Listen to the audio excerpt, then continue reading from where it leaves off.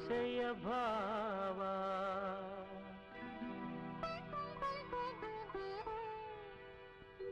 ಒಲವಿನ ಜೀವ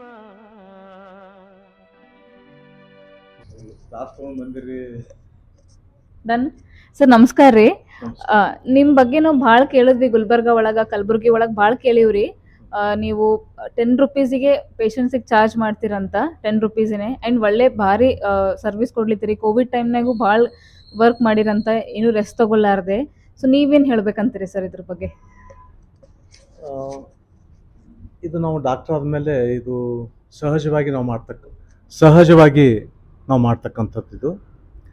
ಈ ಮೊದಲಿಂದಲೂ ನಾನು ಏನೂ ಚಾರ್ಜೇ ಮಾಡ್ತಿರಲಿಲ್ಲ, ಫ್ರೀಯಾಗಿ ಟ್ರೀಟ್ಮೆಂಟ್ ಮಾಡ್ತಿದ್ದೆ. ಸುಮಾರು 25 ವರ್ಷ ನಾನು ಏನೂ ಚಾರ್ಜ್ ಮಾಡಲಾರ್ದೇ ಟ್ರೀಟ್ಮೆಂಟ್ ಮಾಡ್ತಿದ್ದೆ. ಈಗ ಒಂದು ಪ್ರೈವೇಟ್ ಪ್ರಾಕ್ಟೀಷನರ್ಸ್ ಆ್ಯಕ್ಟ್ ಅಂತ ಒಂದು ಕರ್ನಾಟಕ ಗೌರ್ಮೆಂಟ್ದು ಸ್ಟಾರ್ಟ್ ಮಾಡಿದ ಮೇಲೆ ಏನಾದರೂ ಒಂದು ಚಾರ್ಜ್ ಮಾಡ್ಬೇಕು ಅಂತ ತಿಳ್ಕೊಂಡು ಅದರಾಗ ಒಂದು ಕಾಲಮ್ ಇತ್ತು. ಆವಾಗಿಂದ ನಾವು 10 ರೂಪಾಯಿನ ತೊಗೊಂಡ್ರೆ ಆಯ್ತು ಅಂತ ತಿಳ್ಕೊಂಡು ಜನರ ಹತ್ರ 10 ರೂಪಾಯಿ ತೊಗೊಂಡು ನಾನು ಟ್ರೀಟ್ಮೆಂಟ್ ಮಾಡ್ತಾಯಿದ್ದೀನಿ ಅಷ್ಟೇ. ಊರಿಗೆ ಒಳಗೆ ನಮ್ಮದು ಮಲ್ಲೆ ಅಂತ ಒಂದು ಗ್ರಾಮ, ಅಲ್ಲಿ ನಾನು ಹುಟ್ಟಿದ್ದೀನಿ. ನಾನು 1945ರಲ್ಲಿ ನನ್ನ ಜನನ ಆಗ್ಯದ. ಆವಾಗ ನಾನು ಹಳ್ಳೂರಲ್ಲೇ ನನ್ನ ವಿದ್ಯಾಭ್ಯಾಸ 3ನೇ ಕ್ಲಾಸ್ ತನಕ ಇತ್ತು. ಆಮೇಲೆ 3ನೇ ಕ್ಲಾಸ್ ಆದಮೇಲೆ ಇಲ್ಲಿ ನನ್ನ ವಿದ್ಯಾಭ್ಯಾಸ ಆಗ್ಯದ. ಆಮೇಲೆ ನಾನು BSc ಗ್ರ್ಯಾಜುಯೇಷನ್ ಮುಗಿಸಿದ ಮೇಲೆ MBBS ಜಾಯ್ನ್ ಆದ. ಈ ಮಧ್ಯದಲ್ಲಿ ನಾನು 1 ವರ್ಷ ಟೀಚರ್ ಅಂತ ಕೂಡ ಕೆಲಸ ಮಾಡಿದೆ. ಕೊಪ್ಪಳ ಹೈಸ್ಕೂಲ್ನಲ್ಲಿ ನಾನು ಟೀಚರ್ ಆಗಿ ಕೆಲಸ ಮಾಡಿದೆ, ಸೈನ್ಸ್ ಟೀಚರ್ ಅಂತ ಕೆಲಸ ಮಾಡ್ತಿದ್ದೆ. ಅದಾದಮೇಲೆ MBBS ಮುಗೀತು. MBBS ಮುಗಿದ್ಮೇಲೆ ನಾನು ಎಂದು ಮುಗೀತು ಅವತ್ತು ನೆಕ್ಸ್ಟ್ ಡೇಯಿಂದನೇ ನಂದು ಪ್ರಾಕ್ಟೀಸ್ ಪ್ರಾರಂಭ ಮಾಡಿದ್ದೆ. ಯಾಕಂದರೆ ನಾನು ಸರ್ಕಾರಿ ಇದರಲ್ಲಿ ನಾನು ಸೇರುವ ಇಚ್ಛೆ ಇದ್ದಿದ್ದಿಲ್ಲ. ಆ ಸಲ ಡೈರೆಕ್ಟಾಗಿ ನಾನು ಪ್ರಾರಂಭ ಮಾಡಿದೆ. ಮೊದಲು ಹತ್ತರ ಕಂಪೌಂಡ್ನಲ್ಲೇ ಪ್ರಾರಂಭ ಮಾಡಿದೆ. ನಾನು ಹತ್ತರ ಕಂಪೌಂಡ್ನಲ್ಲಿ 2 ರೂಮ್ ತೊಗೊಂಡು ಅಲ್ಲಿ ಪ್ರಾರಂಭ ಮಾಡಿದೆ. ಆಮೇಲೆ 1 ವರ್ಷ ಆದಮೇಲೆ ಅಂದರೆ 75ರಲ್ಲಿ ನಮ್ಮದು ಪ್ರಾಕ್ಟೀಸ್ ನಾನು ಪ್ರಾರಂಭ ಮಾಡಿದೆ. 76ರಿಂದ ಈ ಏರಿಯಾದಲ್ಲಿ ನಾನು ಪ್ರಾಕ್ಟೀಸ್ ಮಾಡ್ತಾಯಿದ್ದೀನಿ. ಆವಾಗ ನಾನು ಏನೂ ಚಾರ್ಜ್ ಮಾಡ್ತಿರಲಿಲ್ಲ. ಕೇವಲ ಇಂಜೆಕ್ಷನ್ ಕೊಟ್ಟರೆ 3 ರೂಪಾಯಿ ಚಾರ್ಜ್ ಇತ್ತು. ಆವಾಗ ಔಷಧ ಕೊಟ್ಟರೆ 12 ಅಣೆ ಅಂತ ಈ ಥರ ಚಾರ್ಜ್ ಮಾಡ್ತಿದ್ವಿ. ಆ ಥರ ಕಂಪೌಂಡ್ದಲ್ಲಿದ್ದಾಗ my practice was very very good. ಬಹಳಷ್ಟು ಜನ, ಯಾಕಂದರೆ ಒಂದು ತಿಂಗಳಿಗೆ ಸುಮಾರು ನಾನು ಈ ಒಂದು ಏನೂ ತೊಗೊಳ್ಳಾರ್ದೇ 1500 ರೂಪಾಯಿ ಪ್ರಾಕ್ಟೀಸ್ ನನ್ನ ಮೊದಲನೇ ತಿಂಗಳಾಯ್ತು. ಅದು ಅಂದರೆ ಸುಮಾರು ಜನ, ಅಂದರೆ ಮೊದಲನೇ ಒಂದು ತಿಂಗಳಿಂದನೇ ನನ್ನ ಪ್ರಾಕ್ಟೀಸು ಚೆನ್ನಾಗಿ ನಡೀತಾ ಇದೆ. ಈಗಲೂ ಕೂಡ ಬಹುಶಃ ಸರಿಯಾಗಿದೆ ಅಂತ ಅನ್ನಿಸ್ತದೆ ನನಗೆ. ಇನ್ನು ಮುಂದಿನ ದಿವಸಗಳಲ್ಲಿ ಕೂಡ ಇದೇ ರೀತಿಯಾದಂತಹ ಒಂದು ಪ್ರಾಕ್ಟೀಸ್ ಮಾಡಬೇಕಂತ ನನ್ನ ಇಚ್ಛೆ ಇದೆ.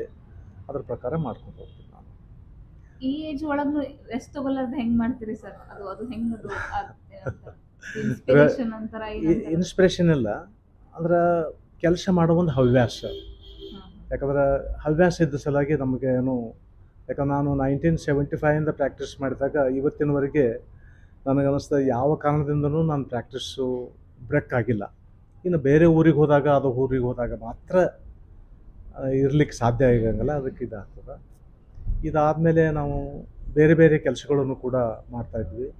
ಈ ಪ್ರಥಮ ಚಿಕಿತ್ಸೆ ಅಂತ ಒಂದು ವಿಷಯ, ಇದು ಬಹಳಷ್ಟು ಕಾಲೇಜ್ಗಳಲ್ಲಿ, ಹೈಸ್ಕೂಲ್ಗಳಲ್ಲಿ ಕಂಡಕ್ಟರ್ಸ್ಗೆ, ಡ್ರೈವರ್ಸಿಗೆ, ಫ್ಯಾಕ್ಟ್ರಿ ವರ್ಕರ್ಸ್ಗೆ ಈ ಥರ ನಾನು ಇದು ಮಾಡ್ತಾಯಿರ್ತೀನಿ. ಸುಮಾರು 4 ಲಕ್ಷಕ್ಕಿಂತ ಹೆಚ್ಚು ಜನರಿಗೆ ಇವಾಗ ನಾನು ಟ್ರೈನಿಂಗನ್ನು ಕೊಟ್ಟಿದ್ದೀನಿ ನಾನು ನನ್ನ ಒಂದು ಈ ವಯಸ್ಸಿನಲ್ಲಿ. ಇನ್ನೂ ಕೂಡ ಅದು ಕಂಟಿನ್ಯೂ ಆಗಿ ಮಾಡ್ತಾಯಿದ್ದೀನಿ. ಇದಾದಮೇಲೆ ನನಗೆ ಮುಂಚಿನ ಕಾಲದಲ್ಲಿ ಆಂಬುಲೆನ್ಸ್ ಸರ್ವಿಸ್ ಇಲ್ಲಿ ಗುಲ್ಬರ್ಗದಲ್ಲಿ ಇದ್ದಿದ್ದಿಲ್ಲ. ಯಾಕಂದರೆ ಈ ಕರ್ನಾಟಕ, ಮಹಾರಾಷ್ಟ್ರ, ಆಂಧ್ರ ಅಂತ ಬಾರ್ಡರ್ಸ್ ಏನು ಬರ್ತಾವ, ಅಂದರೆ ಇಲ್ಲಿ ವೆಹಿಕಲ್ಗಳು ಅಲ್ಲಿ ಹೋಗ್ಲಿಕ್ಕೆ ಆಗ್ತಿರಲಿಲ್ಲ. ಅಂದರೆ ಗೌರ್ಮೆಂಟ್ ಹಾಸ್ಪಿಟಲಿನ ಆಂಬುಲೆನ್ಸ್ಗಳು ಬೇರೆ ಸ್ಟೇಟಿಗೆ ಹೋಗಲಿಕ್ಕೆ ಬರ್ತಿರಲಿಲ್ಲ. ಆ ಸಮಯದಲ್ಲಿ ನಾವು 2 ಆಂಬುಲೆನ್ಸ್ ಸರ್ವಿಸಸ್ನು ಕೂಡ ಮಾಡ್ತಿದ್ದೆ. ಅಂದ್ರೆ with no profit no loss basis ಮೇಲೆ. ಈಗ ಹೈದರಾಬಾದಕ್ಕೆ ಯಾರಿಗಾದ್ರು ಪೇಷಂಟ್ ಶಿಫ್ಟ್ ಮಾಡಬೇಕಾದಾಗ, ಮಹಾರಾಷ್ಟ್ರಕ್ಕೆ ಶಿಫ್ಟ್ ಮಾಡಬೇಕಾದಾಗ, ಸೋಲಾಪುರಕ್ಕೆ ಹೋಗಬೇಕಾದಾಗ ಜನ ನಮ್ಮ ಆಂಬುಲೆನ್ಸ್ಗಳನ್ನು ಒಯ್ತಾಯಿದ್ದರು. ಅದು ಸುಮಾರು ಒಂದು 10 ವರ್ಷಕ್ಕಿಂತ ಹೆಚ್ಚು ಆಂಬುಲೆನ್ಸ್ ಸರ್ವಿಸಸ್ಸು ನಾವು ಕೊಟ್ಟೆವು. ಆಮೇಲೆ ಗುಲ್ಬರ್ಗದಲ್ಲಿ ಈ ಪ್ರೈವೇಟ್ ಆಂಬುಲೆನ್ಸ್ ಸ್ಟಾರ್ಟ್ ಆದಮೇಲೆ I would drawn that one. ಅಲ್ಲಿಂದ ಇಲ್ಲಿ ಗುಲ್ಬರ್ಗದಲ್ಲಿ ಬ್ಲಡ್ ಸಿಗ್ತಾ ಇರಲಿಲ್ಲ ಮುಂಚಿನ ಸಮಯದಲ್ಲಿ. ಯಾಕಂದರೆ ಸೋಲಾಪುರಕ್ಕೆ ಹೋಗ್ಬೇಕಾಗಿತ್ತು ಅಥವಾ ಹೈದರಾಬಾದಕ್ಕೆ ಹೋಗಿ ಬ್ಲಡ್ ತೆಗೆದುಕೊಳ್ತಕ್ಕಂಥದ್ದಿತ್ತು. ಆ ಸಮಯದಲ್ಲಿ 1980ರಲ್ಲಿನೇ ನಾನು ಇಲ್ಲಿ ಒಂದು ಬ್ಲಡ್ ಬ್ಯಾಂಕ್, ಅಂದರೆ ಲೈಸೆನ್ಸೇಟೆಡ್ ಬ್ಲಡ್ ಬ್ಯಾಂಕ್, ಇದು ಗುಲ್ಬರ್ಗದಲ್ಲಿ ಫಸ್ಟ್ ಲೈಸೆನ್ಸೇಟೆಡ್ ಬ್ಲಡ್ ಬ್ಯಾಂಕ್ ನಂದು ಆಗಿತ್ತು. 1980ರಲ್ಲಿ ಅಂದರೆ ಜನರಿಗೆ ತೊಂದರೆ ಆಗಬಾರ್ದು ಅಂತ ತಿಳ್ಕೊಂಡು ಈ ಬ್ಲಡ್ ಬ್ಯಾಂಕನ್ನು ಪ್ರಾರಂಭ ಮಾಡಿದೆ. ಸುಮಾರು ಒಂದು ತಿಂಗಳಿಗೆ 300 ಯೂನಿಟ್ದಷ್ಟು ಬ್ಲಡ್ಡು ಆ ಸಮಯದಲ್ಲಿ ಕೊಡ್ತಿದ್ದೆ ನಾನು. ಅಂದರೆ 1980ರಿಂದ 95ರವರೆಗೆ 15 ವರ್ಷ ನಾನು ಬ್ಲಡ್ ಬ್ಯಾಂಕ್ ಸರ್ವಿಸ್ ಕೊಟ್ಟೆ. ಈ 1990ರಲ್ಲಿ ಗೌರ್ಮೆಂಟ್ ಹಾಸ್ಪಿಟಲಲ್ಲಿ ಬ್ಲಡ್ ಬ್ಯಾಂಕ್ ಸ್ಟಾರ್ಟ್ ಆಯಿತು. ಆವಾಗ ನಾನು ವಿಡ್ರಾ ಮಾಡಿಕೊಂಡೆ ನಾನು. ಯಾಕಂದರೆ ಈಗ ಫ್ರೀಯಾಗಿ ಸಿಗ್ತಕ್ಕಂಥ ಒಂದು ವ್ಯವಸ್ಥೆ ಇದೆ. ಆವಾಗ ನಾವು ಚಾರ್ಜು ಕೇವಲ 100 ರೂಪಾಯಿ ಅಷ್ಟೇ ಚಾರ್ಜ್ ಮಾಡ್ತಾಯಿದ್ದೀವಿ. 100 ಚಾರ್ಜಲ್ಲಿ without replacement with drip set I use to give the blood. ಅಂದರೆ ಸೇವೆ ಅಂತ ಈ ಬ್ಲಡ್ ಕೊಡ್ತಕ್ಕಂಥದ್ದು ವ್ಯವಸ್ಥೆ ಮಾಡ್ತಾಯಿದ್ದೆ. ಅಲ್ಲಿ ನಮಗೆ ಸಹಾಯ ಆಗ್ತಕ್ಕಂಥವ್ರು NSS ವಾಲಂಟಿಯರ್ಸ್ ಮತ್ತು NCC ಕ್ಯಾಂಡಿಡೇಟ್ಸ್, ಇವರು ಬಹಳಷ್ಟು ಜನ ನಮ್ಮಲ್ಲಿ ಇದು ಮಾಡ್ತಿದ್ರು. ಅನೇಕ ಕಾಲೇಜ್ಗಳಲ್ಲಿ ಪ್ರಥಮ ಚಿಕಿತ್ಸೆಯ ನಾನು ಕ್ಲಾಸ್ ತಗೋ ಹೊತ್ನಾಗ ಈ ಬ್ಲಡ್ ಡೊನೇಷನ್ ಬಗ್ಗೆನೂ ಹೇಳ್ತಾ ಇದ್ದೆ ನಾನು. ಅದರಿಂದ ನನ್ನ ಬ್ಲಡ್ ಬ್ಯಾಂಕ್ನಲ್ಲಿ ಯಾವಾಗಲೂ ಜನ ಫ್ರೀಯಾಗಿ ಕೊಡ್ತಿದ್ರು, ಯಾರೂ ದುಡ್ಡು ಕೊಟ್ಟು ನನ್ನ ಹತ್ರ ಕೊಡ್ತಕ್ಕಂಥವ್ರು ಇರಲಿಲ್ಲ. ಇಂಥ ಒಂದು ವ್ಯವಸ್ಥೆ ಬಹಳ ದಿವಸ ಮಾಡ್ಕೊಂಡು ಬಂದೆ. ಇದರಿಂದ ನಾನು ಅವಾಗೂ ಕೂಡ ಸ್ವಲ್ಪ ಪಾಪ್ಯುಲರ್ ಆದ್ವಿ. ಯಾಕಂದ್ರೆ ಬ್ಲಡ್ ಬ್ಯಾಂಕ್ ಇದು ಒಂದೇ ಪ್ರೈವೇಟ್ದಲ್ಲಿ ಇದು ಒಂದೇ ಬ್ಲಡ್ ಬ್ಯಾಂಕ್ ಗುಲ್ಬರ್ಗದಲ್ಲಿತ್ತು. ಅದ್ರ ಸಲುವಾಗಿ ಆಗಿನ ಸಮಯದಲ್ಲಿ ಇದಾಯಿತು. ಈ ಪ್ರಕಾರ ನಾವು ಈ ಸರ್ವಿಸಸ್ ನೋಡಿ ನನಗೆ ಅನೇಕ ಜನ ಗವರ್ನರ್ಸ್ ಕೂಡ ನನಗೆ ಅಪ್ರಿಷಿಯೇಷನ್ ಮಾಡಿದ್ದಾರೆ. ಸುಮಾರು 7 ಗವರ್ನರ್ಸು ನನಗೆ ಅಪ್ರಿಷಿಯೇಷನ್ ಮಾಡಿದ್ದಾರೆ. ಆ 7 ಜನರಲ್ಲಿ 2 ನನ್ನ ಆಸ್ಪತ್ರೆಗೆ ಅವರು ಭೇಟಿಯನ್ನು ಕೊಟ್ಟಿದ್ದಾರೆ. ಅಂದ್ರೆ ರಮಾದೇವಿ ಮತ್ತು ಚತುರ್ವೇದಿ, ಈ 2 ಗವರ್ನರ್ಸು ಅಂದ್ರೆ they have come to my hospital. ಅಂದರೆ ಇಲ್ಲಿ ಬಂದು ನನ್ನ ವ್ಯವಸ್ಥೆಯನ್ನು ನೋಡಿ ಅವ್ರು ಭಾಳ ಚೆನ್ನಾಗಿ ನಡೀತಿದೆ ಅಂತ ತಿಳ್ಕೊಂಡು ಈ ಥರದ್ದು ಒಂದು ಅಪ್ರಿಷಿಯೇಷನ್ ಮಾಡಿದರು. 101ನೇ ಒಂದು ಬ್ಲಡ್ ಡೊನೇಷನ್ ಕ್ಯಾಂಪ್ ಏನಿತ್ತು, ರಮಾದೇವಿಯವರು ಉದ್ಘಾಟನೆ ಮಾಡಿದ್ರು ಇಲ್ಲಿ. ಆಮೇಲೆ ಈ ಅಂಗವಿಕಲರಿಗೆ ನಾನು ಸರ್ವಿಸ್ ಕೊಡ್ತಾಯಿದ್ದೆ. ಸುಮಾರು ನನಗನ್ನಿಸ್ತದೆ 24,000 ಅಂಗವಿಕಲರು ನಾನು ಗುರುತು ಹಚ್ಚಿದ್ದೆ. ಆ 24,000ದಲ್ಲಿ ಅವರವರಿಗೆ ಯಾವ ಸಾಧನ ಸಲಕರಣೆಗಳು ಬೇಕು ಅವೆಲ್ಲ ಸಾಧನ ಸಲಕರಣೆಗಳು ಸುಮಾರು 70 ಲಕ್ಷ ರೂಪಾಯಿದ ಒಂದು ವರ್ತಿದ್ದಂತಹ ಸಾಮಾನು ಸಲಕರಣೆಗಳನ್ನು ಆ ಜನರಿಗೆ ನಾನು ಕೊಟ್ಟಿದ್ದೇನೆ. ಗುಲ್ಬರ್ಗದಲ್ಲಿ ಈ ಆರ್ಟಿಫಿಷಿಯಲ್ ಲಿಂಬ್ ಅಂದರೆ ಕೃತಕ ಕೈ ಕಾಲುಗಳ ಜೋಡಣೆಯ ಕೇಂದ್ರ ನಾನು ಪ್ರಾರಂಭ ಮಾಡಿದೆ. ಅದು ಸುಮಾರು 1992ರಲ್ಲಿ ಇದು ಪ್ರಾರಂಭ ಮಾಡಿದ್ದೆ ನಾನು. ಆವಾಗ ಸಾವಿರಾರು ಜನರಿಗೆ ಈ ಕೃತಕ ಕಾಲುಗಳು, ಕೃತಕ ಕೈಗಳು ಇವುಗಳ ವಿತರಣೆ, ಆಮೇಲೆ ಕಿವಿ ಕೇಳಿಸಲ್ಲವರಿಗೆ ಹಿಯರಿಂಗ್ ಏಡ್ಸ್, ಸುಮಾರು ಒಂದು 2,000ಕ್ಕಿಂತ ಹೆಚ್ಚು ಜನರಿಗೆ ಹಿಯರಿಂಗ್ ಏಡ್ಸ್ ಕೊಟ್ಟಿದ್ದೀವಿ. ಆಮೇಲೆ ಒಂದು 5,000ಕ್ಕಿಂತ ಹೆಚ್ಚು ಮಂದಿಗೆ ಟ್ರೈಸಿಕಲ್ಸ್ ಅಂದ್ರೆ ತ್ರಿಚಕ್ರ ವಾಹನಗಳನ್ನು ಇದನ್ನು ನಾವು ಅಂದ್ರೆ ಸರ್ಕಾರದ ವತಿಯಿಂದ ಪಡೆದು DDRC ಅಂತ ಡಿಸ್ಟ್ರಿಕ್ಟ್ ರಿಹ್ಯಾಬಿಲಿಟೇಷನ್ ಸೆಂಟರ್ ಅಂತ ಒಂದು ಸ್ಟಾರ್ಟ್ ಮಾಡಿ ಅದರ ಮುಖಾಂತರ ಈ ಎಲ್ಲ ಸಾಧನ ಸಲಕರಣೆಗಳನ್ನು ಅವರಿಗೆ ಗುಲ್ಬರ್ಗದ ಪ್ರತಿಯೊಂದು ತಾಲೂಕುಗಳಲ್ಲಿ ಹೋಗಿ ಅಲ್ಲಿಯೇ ಡಿಸ್ಟ್ರಿಬ್ಯೂಷನ್ ಮಾಡ್ತಾಯಿದ್ದೆ ನಾನು. ಅಂದರೆ ಅವರು ಇಲ್ಲಿಗೆ ಬರಬೇಕಾಗಿಲ್ಲ, ನಾನೇ ಅವ್ರ ಹತ್ರ ಹೋಗಿ ಅವ್ರಿಗೆ ಏನೇನು ಬೇಕು ಅವೆಲ್ಲ ಸಾಧನ ಸಲಕರಣೆಗಳನ್ನು ಅವ್ರಿಗೆ ಕೊಡ್ತಕ್ಕಂಥ ಒಂದು ವ್ಯವಸ್ಥೆ ಮಾಡಿದೆ. ಈ ಕಾರಣದಿಂದ ಬಹುಶಃ ನನಗೆ ಅನೇಕ ಜನರ ಒಂದು ಪರಿಚಯ ಆಗಿದೆ. ಈ ಮೇಲೆ ಈ ಕೋವಿಡ್ ಬಂದಾಗ ಅವಾಗೂ ಕೂಡ, ಯಾಕಂದ್ರೆ ನನಗೆ ಆವಾಗ 75 ವರ್ಷಕ್ಕಿಂತ ಹೆಚ್ಚಾಗಿತ್ತು. 75 ವರ್ಷ ಆದ್ರೂ, ಯಾಕಂದರೆ 60 ವರ್ಷ ಆದಮೇಲೆ ಯಾರೂ ಕೆಲಸ ಮಾಡಬಾರ್ದಂತ ಒಂದು ನಿಯಮ ಇತ್ತು. ಆದರೆ ನಮ್ಮಲ್ಲಿರ್ತಕ್ಕಂಥ ಒಬ್ಬ ವೈದ್ಯರು ಅವರು ಬಿಟ್ಟರು. ಯಾಕಂದರೆ ಕೋವಿಡ್ ಬಂದಾಗ ನಾನು ಕೆಲಸ ಮಾಡೋಂಗಿಲ್ಲ ಅಂತಂದು ಅವಾಗ ಏನು ಮಾಡ್ಬೇಕಂತ ತಿಳ್ಕೊಂಡು ನಾನೇ ಸ್ವತಃನೇ ಈ ಕೋವಿಡ್, ಯಾಕಂದರೆ ಹೇಗಾದರೂ 75 ವರ್ಷವೇನು ಎಷ್ಟು ವರ್ಷ ಇರೋದು ನಾವು ಏನಾದರೂ ಆಗಲಿ ಅಂತ ಪ್ರಾರಂಭ ಮಾಡಿದ್ದೀವಿ. ಸುಮಾರು ನನಗೆ ಅನ್ನಿಸ್ತದೆ 2,500 ಅಂದರೆ ಪಾಸಿಟಿವ್ ಕೇಸಸ್ಗಳಿಗೆ ನಾನು ಟ್ರೀಟ್ಮೆಂಟ್ ಮಾಡಿದಂತಹ ಒಂದು ಇದಿದೆ, ರೆಕಾರ್ಡ್ ಇದೆ. ಆಮೇಲೆ 1,50,000 ಜನರಿಗೆ ಈ ವ್ಯಾಕ್ಸಿನ್ ಕೊಡ್ತಕ್ಕಂಥದ್ದು. ಯಾಕಂದರೆ ಒಂದು ಆಸ್ಪತ್ರೆಯ ಒಂದು ವಾತಾವರಣದಲ್ಲಿ 1.5 ಲಕ್ಷ ಜನರಿಗೆ ಈ ವ್ಯಾಕ್ಸಿನ್ ಕೊಡೋದಂದ್ರೆ it is not a simple job. ಅದು ನಾನೇನದ ಮಾಡಿದೆ. ಅದರ ಸಲುವಾಗಿ ಅನೇಕ ಜನರು ಪ್ರಶಸ್ತಿಗಳನ್ನು ಕೊಟ್ಟರು, ಇದು ಕೊಟ್ಟರು. ಆ ಕಾರಣದಿಂದ ಬಹುಶಃ ತಮಗೆ ಡಾಕ್ಟ್ರು ಒಳ್ಳೆಯವರು ಅಂತ ಹೇಳಿರ್ಬೋದು ಅಷ್ಟೇ. ನಂದು ವೃತ್ತಿ ಅಂತಿಕೆ ಮಾಡೋದಿದು. ಎಲ್ಲರೂ ತಮ್ಮ ತಮ್ಮ ವೃತ್ತಿ ಯಾವ ರೀತಿಯಾಗಿ ಮಾಡ್ತಿದ್ದಾರೋ ಅದೇ ರೀತಿಯಾಗಿ ನನ್ನ ವೃತ್ತಿಯನ್ನು ನಾನು ಮಾಡಿದ್ದೀನಿ. ಇದರಲ್ಲಿ ಅಂತ ಹೇಳ್ಕೊಡ್ತಕ್ಕಂಥದ್ದು ಏನೂ ಇಲ್ಲ. ಇದು ನನ್ನ ವೃತ್ತಿ ಅದ. ಆ ವೃತ್ತಿಯ ಪ್ರಕಾರ ನಾನು ನನ್ನ ಕೆಲಸವನ್ನು ಮಾಡ್ತಿದ್ದೇನೆ ಇಷ್ಟೇ. ಸರೌಂಡಿಂಗ್ ಎಲ್ಲ ನಿಮ್ಗೆ ದೇವ್ರ ಅಂತೇಳಿ ಟ್ರೀಟ್ ಮಾಡ್ತಾರೆ. ನಾನು ನಿಮ್ ಬರ್ತೀನಿ ತೋರಿಸ್ಕೊಲಿಕ್ಕೆ. ಹೌದಾ? ಇರ್ಬೋದು, ಆದರೆ ನಾನು ದೇವರಲ್ಲ. ಆದರೆ ಜನ, ಯಾಕಂದ್ರೆ ಮೊದಲಿನ ಕಾಲದಲ್ಲಿನೂ ಕೂಡ ಈ ವೈದ್ಯೋ ನಾರಾಯಣ ಹರಿ ಅಂತ ಒಂದು ಶೀರ್ಷಿಕೆಯಲ್ಲಿ ಈ ಭಾವನೆ ಕೆಲವು ಜನರಲ್ಲಿ ಇರಬಹುದು. ಆದರೆ ಅಂತಹ ಒಂದು ಏನಿಲ್ಲ. ಯಾಕಂದ್ರೆ ನಾವು ಹಣ ತೆಗೆದುಕೊಳ್ತೀವಿ, ದುಡ್ಡು ತೊಗೋತೀವಿ. ಯಾಕಂದ್ರೆ ಉಪಜೀವನ ನಡಿಬೇಕಲ್ಲ. ಉಪಜೀವನ ಸಲುವಾಗಿ ನಮ್ಮ ಹಣ ತೆಗೆದುಕೊಳ್ಬೇಕಾಗ್ತದೆ, ತೊಗೋಬೇಕಾಗ್ತದೆ. ಆದರೂ ಮಾಡ್ಬೇಕಂತ ಇಚ್ಛೆ ಇದ್ದರೂ ಕೂಡ ಕೆಲವೊಂದು ಸಲ ಮಾಡಲಿಕ್ಕೆ ಆಗೋದಿಲ್ಲ. ಮುಂಚೆಲ್ಲ ಸಣ್ಣ ಸಣ್ಣ ಆಪ್ರೇಷನ್ಗಳು, ಫ್ರ್ಯಾಕ್ಚರ್ಗಳು, ಟ್ರೀಟ್ಮೆಂಟ್ ಇಂಥವೆಲ್ಲ ಮಾಡ್ತಾಯಿದ್ವಿ ಮೊದಲಿನ ಕಾಲದಲ್ಲಿ. ಆದರೆ ಈಗೆಲ್ಲ ಸೂಪರ್ ಸ್ಪೆಷಲಿಸ್ಟ್ ಬಂದಾರ ಗುಲ್ಬರ್ಗದಲ್ಲಿ. ಆವಾಗ ನಮ್ಮ ಕೆಲಸ ಈಗ ಭಾಳಷ್ಟು ಕಡಿಮೆ ಆಗಿದೆ. ಈಗ ಬರೀ OPD ಕೇವಲ ಒಂದು ಸಮಯ, ಮುಂಜಾನೆ 10 ಗಂಟೆಯಿಂದ 1:30 ಅಂದರೆ 1 ಗಂಟೆ ತನಕ ನಾನು ಕೆಲಸ ಮಾಡೋದು ಈಗ ರೂಢಿಯಲ್ಲಿ ಇಟ್ಕೊಂಡಿದ್ದೀನಿ. ಮಧ್ಯಾಹ್ನ ಕಂಪ್ಲೀಟ್ ಫ್ರೀಯಾಗಿ ನಾನು ಇಟ್ಕೊಂಡಿದ್ದೀನಿ, ರೆಸ್ಟ್ ಮಾಡ್ತಾಯಿದ್ದೀನಿ. ಡೈಲಿ ಆಕ್ಟಿವಿಟೀಸ್ ಡೈಲಿ ಆ್ಯಕ್ಟಿವಿಟೀಸ್ ಅಂದರೆ ಮುಂಜಾನೆ ನಾನು ಹೇಳೋದು ಸ್ವಲ್ಪ ಲೇಟಾಗಿ ಹೇಳ್ತೀನಿ. ನಾನು ಜಲ್ದಿ ಹೇಳೋಂಗಲ್ಲ. 8 ಗಂಟೆ ತನಕ ಮಲ್ಕೋತೀನಿ. ರಾತ್ರಿ 11 ಗಂಟೆಗೆ ಮಲ್ಕೊಂಡೆ ಅಂದ್ರೆ ಮುಂಜಾನೆ 8 ಗಂಟೆಗೆ ಹೇಳ್ತೀನಿ ನಾನು. ಅಲ್ಲಿಂದ ಸ್ನಾನ ಅವೆಲ್ಲ ಮಾಡಿದ್ಮೇಲೆ ಇಲ್ಲಿ ಆಸ್ಪತ್ರೆಗೆ ಬಂದುಬಿಡ್ತೀನಿ. ಇಲ್ಲಿ 2 ಗಂಟೆ ತನಕ ನಡೀತದೆ. ಆಮೇಲೆ ನಾನು primary health centre, urban primary health centre ಅಂತ ನಮ್ಮ ಸೇಂಟ್ ಜಾನ್ ಆಂಬುಲೆನ್ಸ್ ಸಂಸ್ಥೆಯಿಂದ ನಡೆಸ್ತಾ ಇದ್ದೀನಿ. ಅದು ಏಡೆಡ್ ಇದೆ. ಅದು ಏಡೆಡ್ ಇದ್ದ ಸಲುವಾಗಿ ಸರ್ಕಾರದ ಅಂದ್ರೆ ಸೆಂಟ್ರಲ್ ಗೌರ್ಮೆಂಟ್ನಿಂದ ನಮಗೆ ಅದು ನಡೆಸಲಿಕ್ಕೆ ಈ ಕೆಲಸ ಮಾಡೋರಿಗೆ ಸಂಭಾವನೆಯನ್ನು ಅವರಿಂದ ಕೊಡ್ತಾರೆ. ಆದರೆ ಇದರಲ್ಲಿ ಏನಿದೆ, ರೆಂಟ್ ಕೊಡೋದಿಲ್ಲ, ಕಾಂಟಿಜೆನ್ಸಿ ಕೊಡೋದಿಲ್ಲ. ಅದೆಲ್ಲ ನಾವು ಸಂಸ್ಥೆ ವತಿಯಿಂದ ನಾವು ಅದು ದುಡ್ಡನ್ನು ಹಾಕ್ತೀವಿ.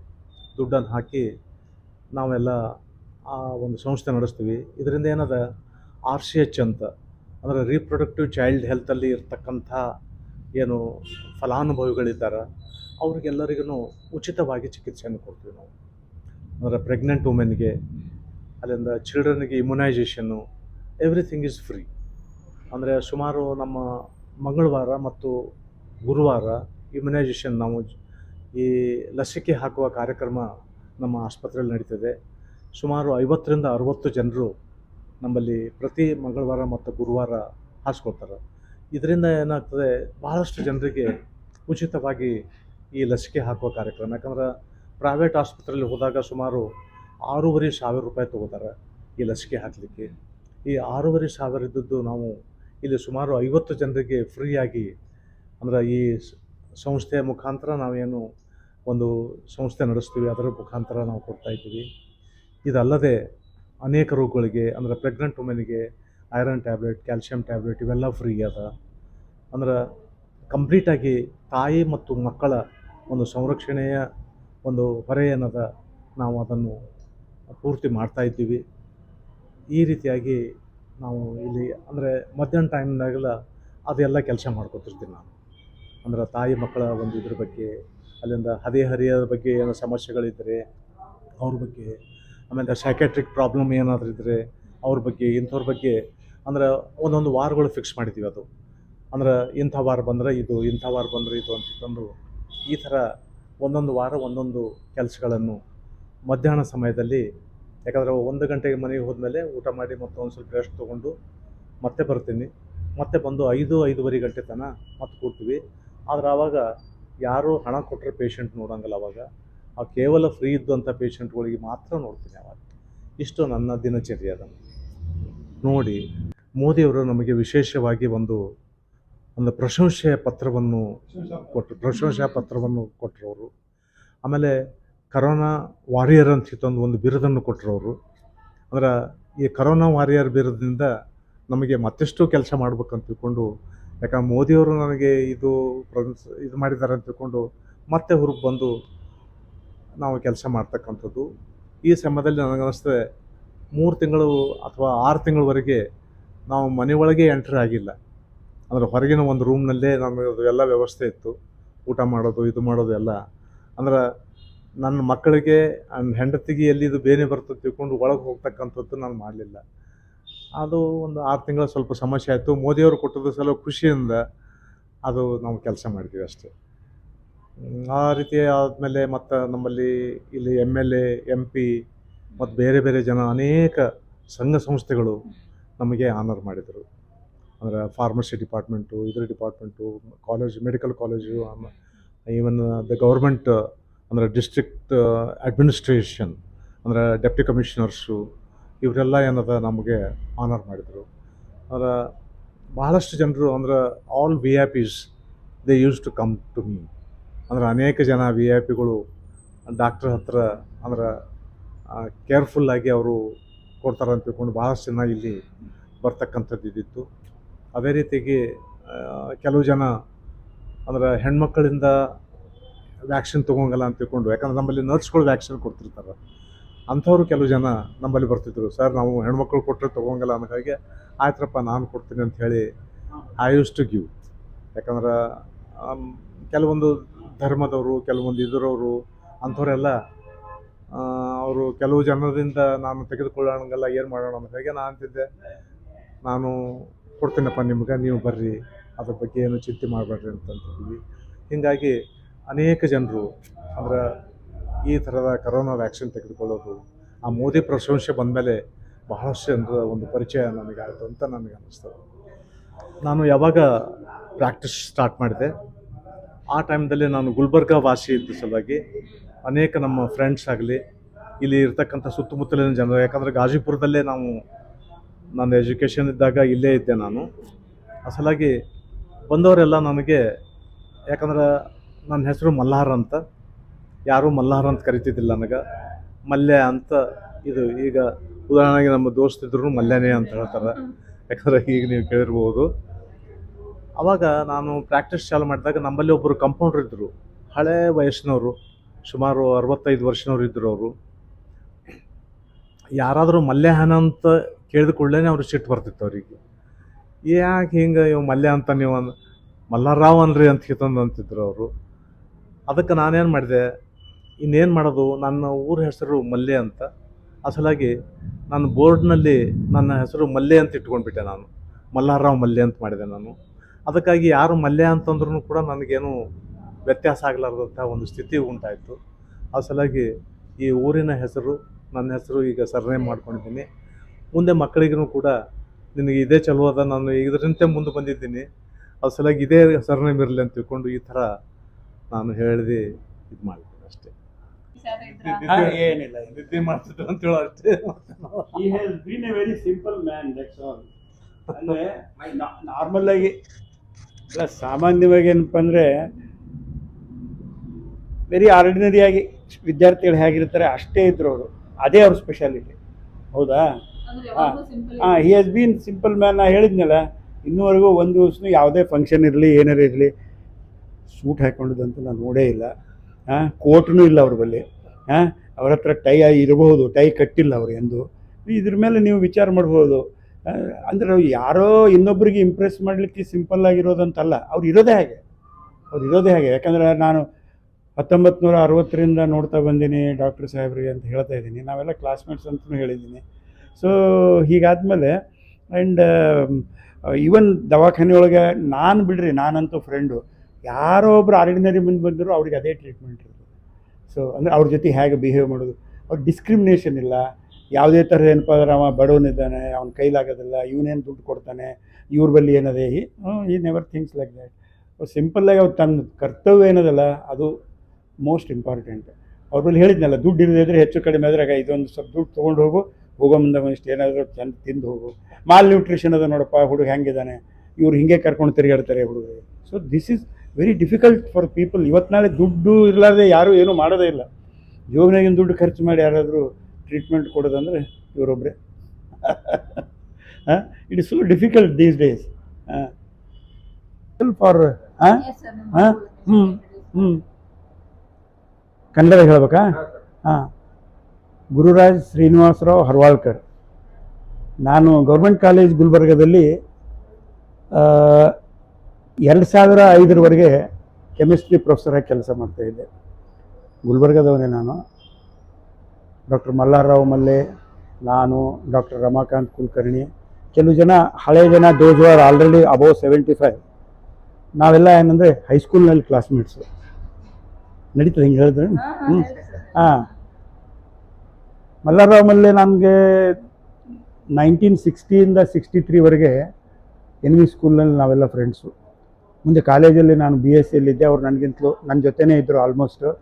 ಅದೇನೋ ಅವರು ಮೆಡಿಕಲ್ ಓದಬೇಕಂತ ಇಷ್ಟ ಆಯಿತು. ಆವಾಗ BSc ಪಾಸ್ ಆದವರಿಗೆ MBBS ಸೀಟ್ ಸಿಗ್ತಾಯಿತ್ತು. ಸೊ ಬಳ್ಳಾರಿ ಮೆಡಿಕಲ್ ಕಾಲೇಜಿನಲ್ಲಿ ಅವ್ರಿಗೆ MBBS ಸೀಟ್ ಸಿಕ್ತು.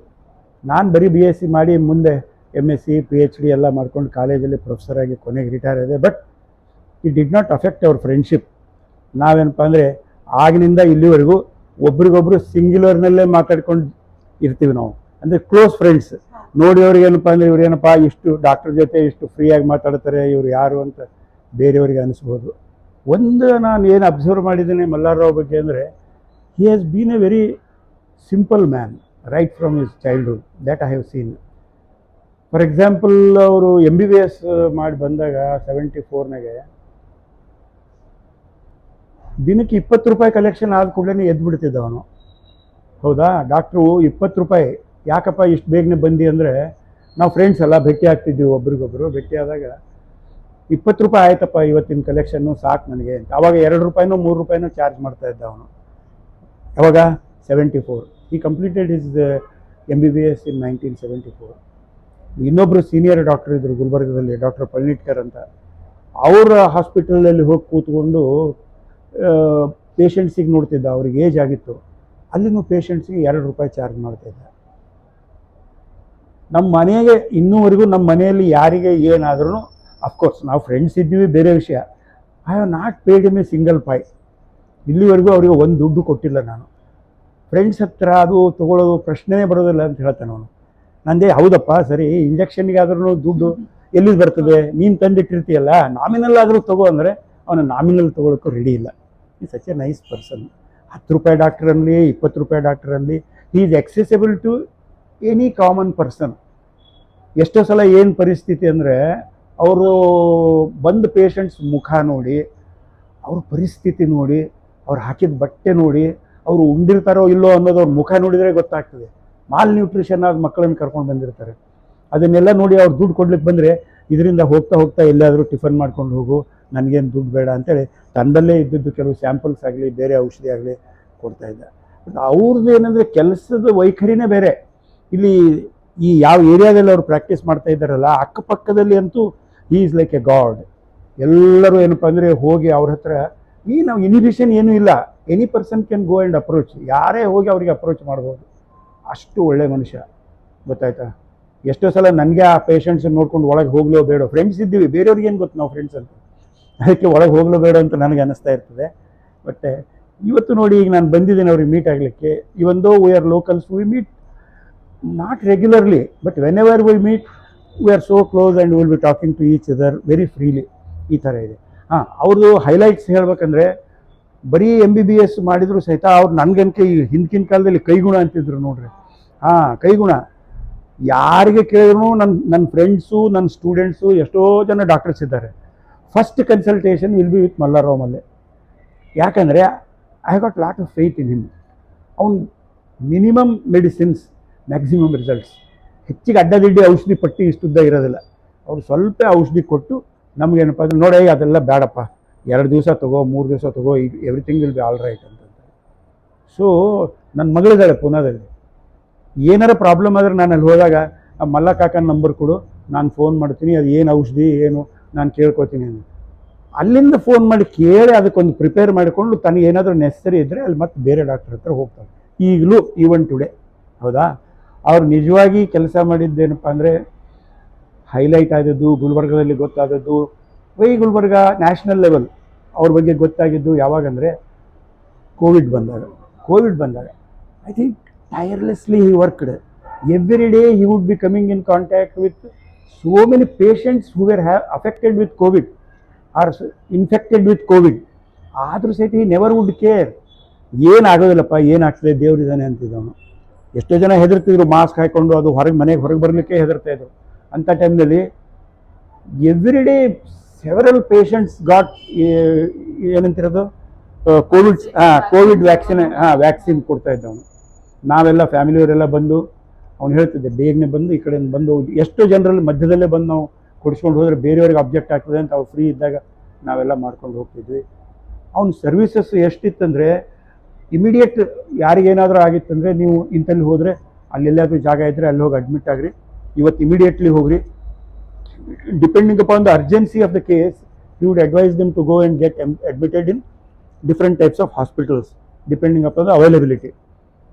ಹೀಗಾಗಿ ಆ ಟೈಮ್ನಲ್ಲಿ ಅವ್ರ ಸರ್ವೀಸ್ ಎಲ್ಲ ನೋಡಿಕೊಂಡು ಗುಲ್ಬರ್ಗದಲ್ಲಿ ಮಾತ್ರ ಯಾರ ಮೇಲೆ ಹೋಗ್ಬೇಕಂದ್ರೆ ಮಲ್ಲಾರಾವ್ ಮಲೆ.